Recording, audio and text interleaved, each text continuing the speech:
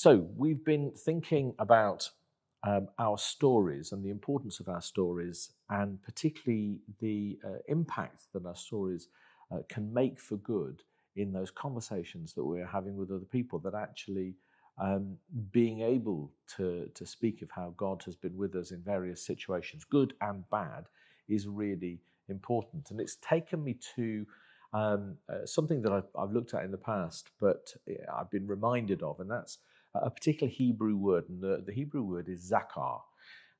It, if you literally translate it, it means remember, remembering, remembered. And it crops up all the way through, particularly the Old Testament scripture when it's talking about God, where it'll say, God remembered his covenant. And the interesting thing with remembering Zakar, which is where we get the name Zachariah, is remembering is not this kind of just calling to mind. There's something that happens when God remembers, and I think something that's built into the process of remembering. So for God to remember is not simply to recall to mind. What it is to take effective action in the light of. It's kind of like in awareness of this thing and the promises made, this is how I'm going to deal with it. So he remembered his covenant and ... There's something about that idea of remembering, which is not simply recollecting, it's about bringing the past into the present moment. And so, particularly when we're talking about the things that God has done for us in the past, as we talk about them, some of that presence of God, some of the work of God that happened then, becomes alive again, becomes tangible again in the moment. And this can happen on a spiritual basis, that if we're talking about something that God did in terms of a breakthrough, a spiritual breakthrough, a healing or something like that, actually in the talking about it, there's something about that same spiritual power that becomes manifest again.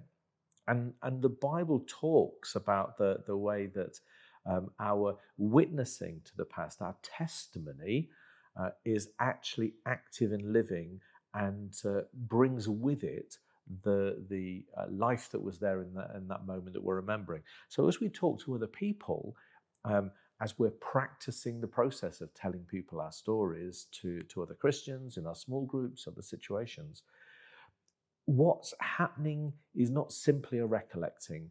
It's actually about bringing to life again the presence of God that was in that moment, of making God kind of real is not right, because God is real, God is there, but there's something about manifest presence of God. And so remembering makes those moments alive. It brings the past present. And as Christians, we kind of know this anyway, where our faith is built around a meal, which is all about remembering.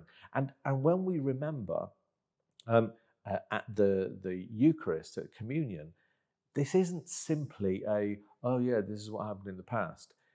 We become partakers of that Last Supper, of that moment. We receive the fullness of what happened in the past. We bring the past into the present and we receive it to ourselves. And that's a Jewish notion.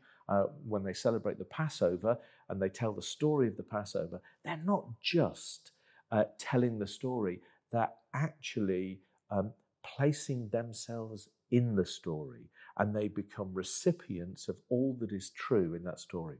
This is fairly hefty theology, but I think it's also true spirituality, that as we remember what God has done, as we tell others and give our little testimonies of what God has done in good times and bad times, walking with us, in breakthroughs, all sorts of different things, what happens is those moments of God's power and presence become manifest again in that moment.